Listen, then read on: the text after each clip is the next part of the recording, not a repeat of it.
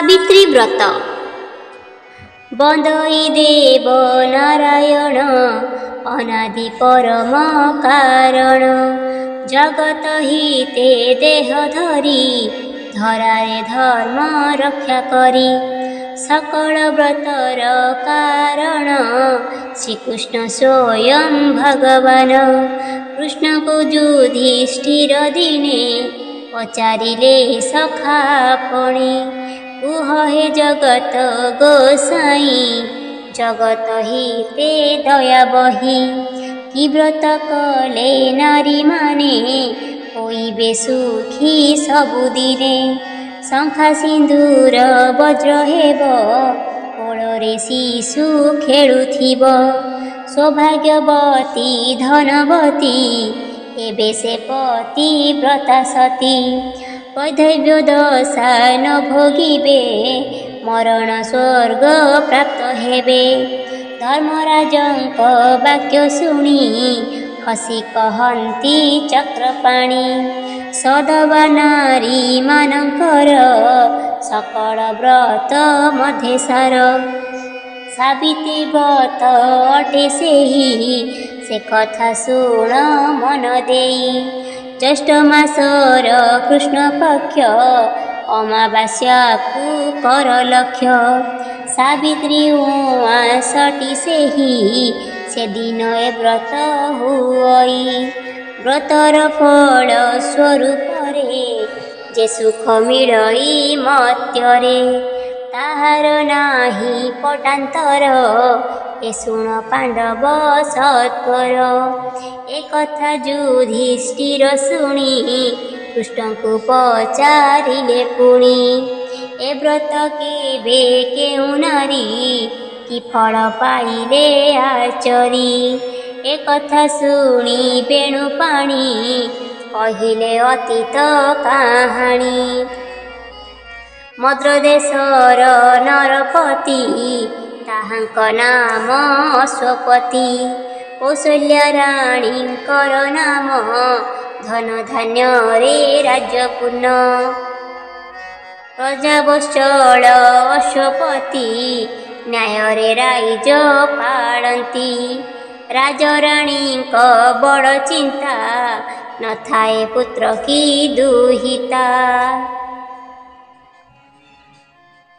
कोଳରେ नथिले संतान पूर्णता न लभे जीवन राजा राणी जे दुखे थिले एथकु उपाय चिंतिले साधु पंडित मत नेले सावित्री यज्ञ आचरिले 18 वर्ष अविरत चालिला होमाहुति मंत्र पूर्णाहुतिर पूर्व निशी सपने राणी हेले खुशी सुंदरी झीयटीए केही मामा बोली डाक देई राणी को कोले खेलुथिला सपन से चलीगला प्रभाते राजा पासे राणी कहिले सन कहानी उभय चिंता मग्न थाई चलिले पूर्णाहुति पाई अंतिम आहुति काल रे दिशिले यज्ञ अनल रे अपूर्व ज्योतिर्मया देवी तेजरे कंपिला पृथिवी कहिले शुण राजा राणी मुहेई यज्ञ स्वरूपिणी मो नाम अटे जे सावित्री एबाकु तुम वरदात्री निर्देश देले मते स्रष्टा धन्य तुमर भक्ति निष्ठा निजे मु अत्यंत प्रसन्न से लागी कली वरदान लभिब तुमे कन्या रत्न पुत्र को न करीण मन शतपुत्रर सुख सिरी से कन्या एका देव भरी चकिते पूर्णाहुति सारी जे जहा गृहे गले चली सपन देखिले जे राणी से थिला सपन कहानी घटिला यज्ञ शाळे जाहा असत्य के कहिब ताहा जाइछि अल्प दिन बीती राणी होइले गर्भवती राजा को चाहि देले हसी प्रीतिर अमृत ब्ररसी आसिला मने आशा कली मेरुरे मारिला बिजुली उचित समय अंतरे से एक अमृत लग्नरे स्वर्ग सुंदरी कन्या रत्न राणी कोले नेला जन्म सावित्री यज्ञ पुण्य फले से कन्या जनमिला कोले पिता माता जे पात्र मंत्री ता नाम रखिले सावित्री शुक्ल पक्षर शशि परी बढ़िला सावित्री कुमारी छुईला जेबे यौवन पिता माता जे चिंतामग्न निखोजी कन्या पाई बर डकाई देले स्वयंवर आसिले जेते युवराज बाहुडी गले पाइलाज सावित्रींकर तेज ज्योति मनरे तांक हेला भीति निजकु अयोग्य विचारी जे जहा बाटे गले फेरी स्वयंवर जे भांगी गला ए बड़ प्रमाद होइला उपाय न पारिले जानी चिंतारे थिले राजा राणी दिने मांडव्य ऋषि वर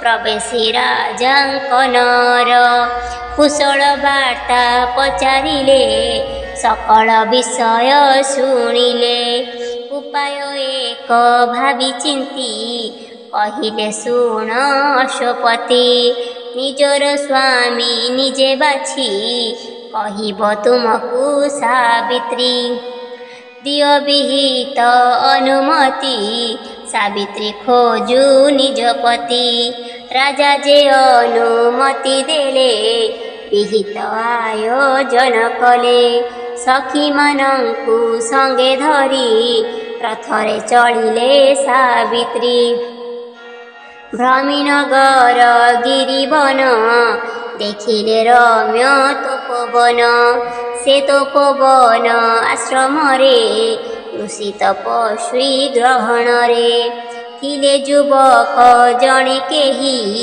देवसुलभ रूप बही तपोवने से तपोधन तेजरे सम्भ्रांत लक्षण देखी से युवक मणि को प्रीति छुईला सावित्री को देला से मन प्राण बिकी कहिला फेरी चाल सखी सर्वशुभरे बाहुडिले प्रसादे प्रवेश होइले एकाले करी वीणा वाद्य प्रवेश होइले नारद ताहांक पादे ढाळी मती नमिले राजा अश्वपति सावित्री कले प्रणिपात नारद दिशिले चिंतित कहिले शुण अश्वपति उचित नुहे तुम्भ नीति एही जे विधिर विधान देवाको हेब कन्यादान तुरंत दान महापुण्य हुओ हे राजा सावधान कहिले राजा जोड़ी हाथ मुनि को सकल वृत्तांत सावित्री होई लज्जानत जनाई देले निज मत निमिष मात्र होई स्थिर विव्रत हेले मुनिवर कहिले पति नाही बरी निज दुर्भाग्य अछु बरी एबे भी अछि प्रतिकार से कथा मनु कर दूर नहिले बरस अंतरे जीव से स्वामी जमपुरे निश्चय विधवा होइब ए मुनि वाक्य सत्य हेब शुणी चलिले अश्वपति मुनिको करिले मिनती। फिटाई कुह हे महर्षि तुमे तो तिनी कालदर्शी। किए जे अटे से युवक कि प्रतिकारे जीव दुख।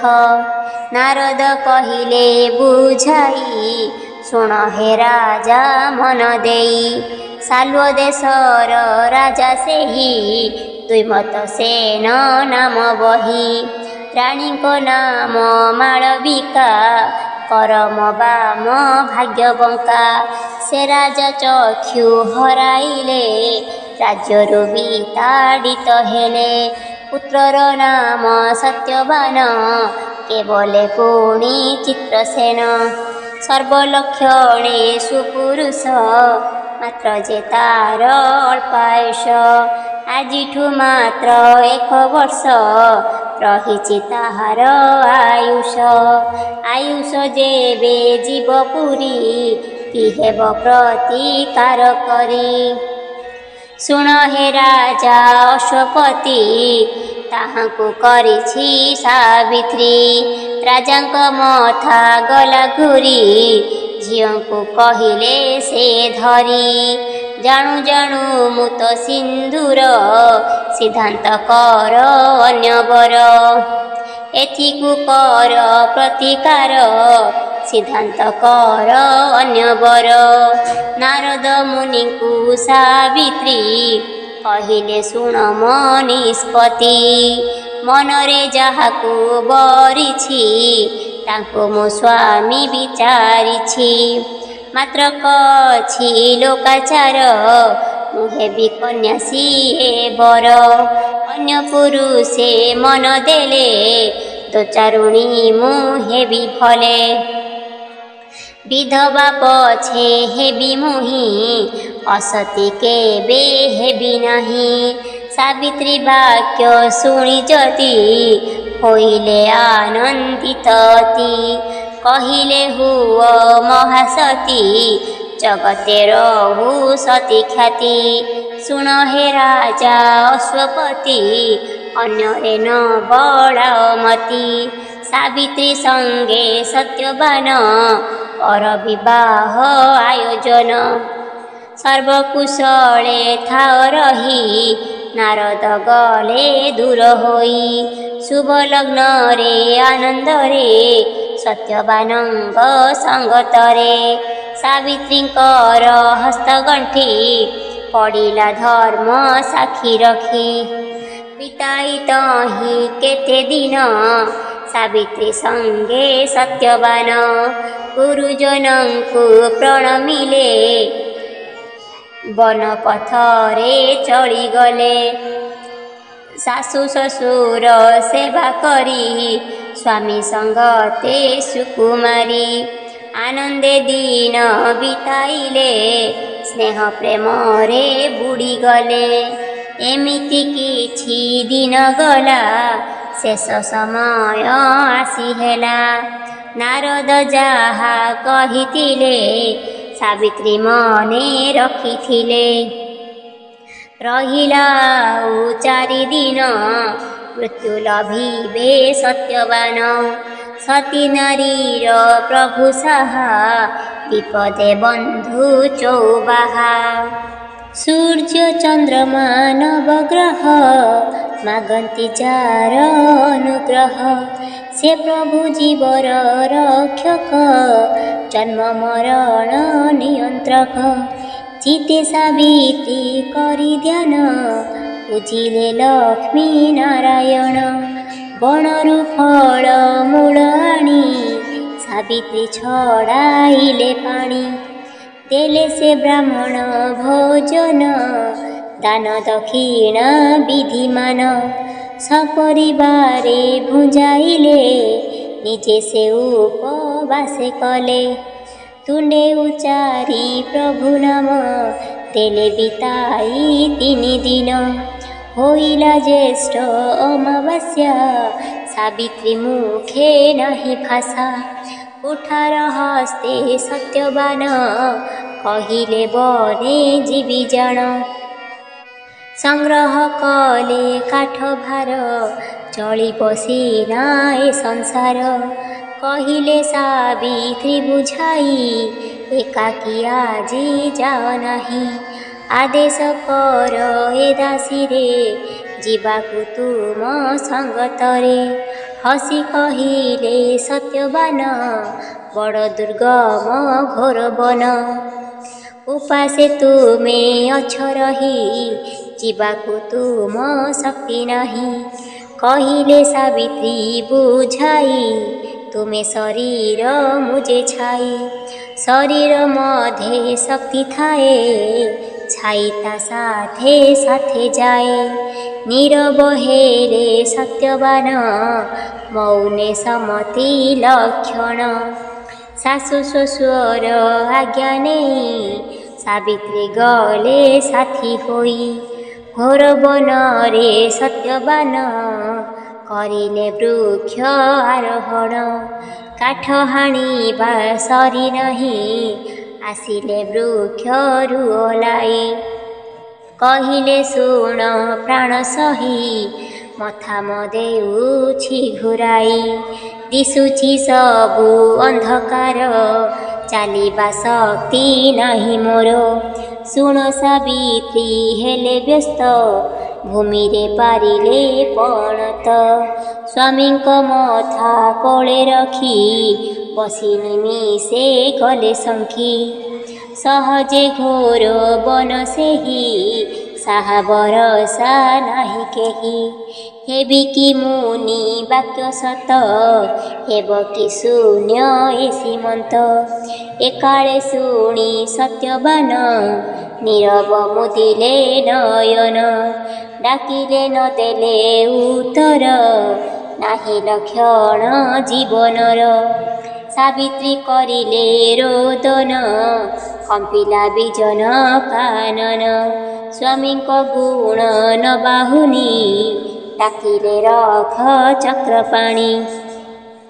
ଏକାଳେ ଦେବ ମୂର୍ତ୍ତିଟିଏ ହୋଇଲେ ଉଭା ଛାୟା ପ୍ରାୟ। ଚକିତେ ସାବିତ୍ରୀ ଚାହିଁଲେ କିଏ ସେ ବୋଲି ପଚାରିଲେ। କହିଲେ ଜ୍ୟୋତିର୍ମୟ ମୂର୍ତ୍ତି ମୁଁ ଅଟେ ନିଜେ ଜନ୍ତୁପତି। ଯମ ମୁଁ ମୃତ୍ୟୁର ଦେବତା ଅସହ୍ୟ ମୋର ନିଷ୍ଠୁରତା। ପଠାଇ ମୋର ଦୂତଗଣ ନିଏ ମୁଁ ତାକୁ ତତ୍କ୍ଷଣ। ଯେହେତୁ ତୁମେ ମହାସତୀ କୋଳେ ଧରିଛ ମୃତପତି। ତୁମକୁ ଡରି ଦୂତ ମୋର ବାହୁଡ଼ି ଗଲେ ମୋର ପୁର। ସତ୍ୟବାନର ପ୍ରାଣ ପାଇଁ ଆସିଛି ଏବେ ନିଜ ମୁହିଁ। ଆୟୁଷ ତାର ହେଲା ଶେଷ ନେବାରେ ମୋର ନାହିଁ ଦୋଷ। ସାବିତ୍ରୀ କରିଲେ ମିନତି ଦୟା କର ହେ ଜନ୍ତୁପତି। ସ୍ୱାମୀଙ୍କ ପ୍ରାଣ ଗଲେ ନେଇ ବଞ୍ଚିବି କାହାକ ମୁହଁ ଚାହିଁ। ଯମ କହିଲେ ଶୁଣ ସତୀ ଜନ୍ମ ଥିଲେ ତ ମୃତ୍ୟୁ ଅଛି। ସହଜେ ମୃତ୍ୟୁ ଦେବ ମୁହିଁ ଦୟାର ମାନେ ନ ଜାଣଇ। ସତ୍ୟବାନଙ୍କ ପ୍ରାଣ ନେଇ ଗଲେ ଯେ ଯମ ଦୂର ହୋଇ। ଫେରି ଚାହିଁଲେ ଖଣ୍ଡେ ଦୂରେ ସାବିତ୍ରୀ ଆସନ୍ତି ପଛରେ। ଯମ କହିଲେ ହେଲ ବାଇ ବୃଥାରେ ଆସ କାହିଁ ପାଇଁ। ସାବିତ୍ରୀ କହିଲେ ଗୋସାଇଁ ସ୍ୱାମୀଙ୍କ ପଥେ ଯାତ୍ରୀ ମୁହିଁ। ସତୀ ନାରୀ ମୁଁ ପତିବ୍ରତା ନାହିଁ ମୋ ଆଉ ଅନ୍ୟ ରାସ୍ତା। ତୁମେ ତ ନିଜେ ଧର୍ମରାଜ ଏତିକି କଥା ମନେ ହେଜ। ଯମ କହିଲେ ଶୁଣ ସତୀ ସନ୍ତୁଷ୍ଟ ହେଲି ତୁମ ପ୍ରତି। ସତ୍ୟବାନର ପ୍ରାଣ ବିନା ଯେ ବର ମାଗ ହେବ ଘେନା। ସାବିତ୍ରୀ ମାଗି ନେଲେ ବର ଅନ୍ଧ ଅଟନ୍ତି ମୋ ଶ୍ୱଶୁର। ଲଭନ୍ତୁ ଦୃଷ୍ଟି ଶକ୍ତି ସେହି ମାଗୁଛି ଏଇ ବର ମୁହିଁ। ତଥାସ୍ତୁ କହି ଯମ ଧୀରେ ଚଳିଲେ ମଇଁଷି ପିଠିରେ। ଦେଖିଲେ କିଛିଟ ବାଟ ଯାଇ ସାବିତ୍ରୀ ପିଛା ଛାଡ଼ୁ ନାହିଁ। କହିଲେ ଯମ ଦେଲି ବର ପୁଣି କମ୍ପାଇ ପିଛା କର। ସାବିତ୍ରୀ କହିଲେ ଗୋସାଇଁ କି ପୁଣ୍ୟ କରିଥିଲି ମୁହିଁ। ଦେଖିଲି ତୁମକୁ ନୟନେ ଧନ୍ୟ ହୋଇଲି ଏ ଜୀବନେ। ତୁମକୁ ଛାଡ଼ି ଯିବା ପାଇଁ ମନ ତ ମୋର ବଳୁ ନାହିଁ। ସେ ପାଇଁ ଚାଲିଛି ମୁଁ ପଛେ ଦୋଷ ଦେଉଛ କିମ୍ପା ମିଛେ। ଶୁଣି ଆନନ୍ଦେ ଯମଦେବ କହିଲେ ଆନ ବର ମାଗ। ସତ୍ୟବାନର ପ୍ରାଣ ବିନା ଯେ ବର ମାଗ ହେବ ଘେନା। ସାବିତ୍ରୀ କହିଲେ ହେ ଦେବ ଶୋଷରେ ହେଉ ରାଜ୍ୟ ଲାଭ। ତଥାସ୍ତୁ କହି ଯମ ଗଲେ ସାବିତ୍ରୀ ପୁଣି ପିଛା କଲେ। ପଛକୁ ପୁଣି ଚାହିଁ ଯମ କହିଲେ ଏ ବଡ଼ ବିଷମ। ଦେଲି ତୁମକୁ ବେନି ବର କାହିଁକି ପୁଣି ପିଛା କର। ବିନୟ କହିଲେ ସାବିତ୍ରୀ ତୁମେ ଯେ ନ୍ୟାୟବନ୍ତ ଅତି। ନ୍ୟାୟ ତ ଦେଲ ନାହିଁ ମତେ ତୁମ୍ଭକୁ ଛାଡ଼ିବି କେମନ୍ତେ। ଶୋଷର ସିନା ହେବେ ସୁଖୀ ପିତା ଯେ ମୋର ବଡ଼ ଦୁଃଖୀ। ଦୁହିତା ଦୁଇ କୂଳେ ହିତା ସେ ପାଇଁ ମୋର ବଡ଼ ଚିନ୍ତା। ତାଙ୍କର ସୁଶତ ପୁତ୍ର ଜନ୍ମ ରଖନ୍ତୁ ବଂଶର ଗୋତ୍ର। ମାଗୁଛି ଏହି ବର ମୁହିଁ ବିଚାର ନ୍ୟାୟ ଧର୍ମ ଚାହିଁ। ପିତା ଶ୍ୱଶୁର ଦୁହେଁ ଏକା ମାଗୁଛି ତେଣୁ ଏଇ ଭିକ୍ଷା। ତଥାସ୍ତୁ କହି ଯମ ଗଲେ ସାବିତ୍ରୀ ନ ଛାଡ଼ନ୍ତି ଭଲେ। ପୁଣି ଚାଲିଲେ ପଛେ ପଛେ ଛାୟା ଯେମିତି କାୟା ସାଥେ। ପଛକୁ ଚାହିଁ ଯମରାଜା କହିଲେ ଏବେ ଯା ଫେରି ଯା। ସତୀତ୍ୱ ବେଳେ ଏତେ ପଥ ଆସିଲ ତୁମ୍ଭେ ଏହା ସତ୍ୟ। ଏପାରି ଶେଷ ସୀମା ଏହି ତୁମେ ତ ହେଲ ନରଦେହୀ। ସେପାରି ସୀମା ଛୁଇଁବାକୁ କେହି ଯେ ନ ଦେବେ ତୁମକୁ। ଏଠାରୁ ହେବି ଅନ୍ତର୍ଦ୍ଧାନ ସେପାରି ଅଟେ ମହାଶୂନ୍ୟ। ପାଇବ ନାହିଁ ଆଉ ମତେ ଫେରିଯା ସତୀ ନିଜ ପଥେ। ସାବିତ୍ରୀ କହିଲେ ଠାକୁରେ କି ଲାଭ ଏହି ଜୀବନରେ। ବୁଝେ ନା ଏପାରି ସେପାରି କାହିଁକି ଅବା ଯିବି ଫେରି। ସୂର୍ଯ୍ୟଙ୍କ ପୁତ୍ର ତୁମେ ନିଜେ ଦିଅ ହେ ଜାଳି ତୁମ ତେଜେ। ନହେଲେ ଓହିବ ପ୍ରଘଟ ଆଣିଲ ତୁମେ ଏତେ ବାଟ। ଗୋଟିକୁ ଗୋଟି ବର ଦେଇ ମାୟାରେ ଆଣିଲେ କଢ଼ାଇ। ଅବଳା ପ୍ରତି ଅବିଚାର ନୁହେଁ ତ ଉଚିତ ବେଭାର। ଶୁଣି ବିଚାର କଲେ ଯମ ଏ କଥା ହେଲାଣି ବିଷମ। କହିଲେ ଶୁଣ ନାରୀ ବର ଚତୁର୍ଥ ବର ମାଗିପାର। ସତ୍ୟବାନର ପ୍ରାଣ ବିନା ଯାହା ମାଗିବ ହେବ ଘେନା। ଆଉ ମୁଁ କିଛି ନ ଶୁଣିବି ତୁରନ୍ତ ମାଗ ଚାଲିଯିବି। ଯମ ଯେ ହେଲେ ତରବର ସାବିତ୍ରୀ ମାଗି ଦେଲେ ବର। ସ୍ୱାମୀଙ୍କ ସରୁ ମୋର ଶହେଟି ତୁମର। ତଥାସ୍ତୁ ବୋଲି ଯମ କହି ଚାଲିଲେ ଆଗକୁ ମୁହାଁଇ। ପଛରେ ଧାଇଁଲେ ସାବିତ୍ରୀ ଚକିତ ହେଲେ ଯମ ଦେଖି। କ୍ରୋଧରେ କହିଲେ ବଚନ ସରିଛି ମୋର ବରଦାନ ବୃଥାରେ ଆସ କାହିଁ ପାଇଁ କଥାରେ ପ୍ରୟୋଜନ କହୁଛି ଶେଷ କଥା ମୋର ତୁରନ୍ତ ଫେରି ଯାଅ ଘର ମୋ କଥା କରିଲେ ଅମାନ୍ୟ ଭୋଗିବ ତାର ପରିଣାମ ବିନୟ ସାବିତ୍ରୀ କହିଲେ ମୋ କଥା ଶୁଣ ଟିକେ ଭଲେ ତୁମେ ଯେ ସଂଯମୀ ପୁରୁଷ ସବନ ତୁମଠାରେ ରୋଷ ନିଜ ବଚନ ନିଜେ ଭୁଲି ଯିବା ପାଇଁ ଚାଲି ସତ୍ୟ ହାରି ତୁମେ ଯେବେ ନିଜ ସର ଯିବ ତେବେ ସ୍ୱାମୀଙ୍କର ସରୁ ମୋର ନେବେ ସେ ହେ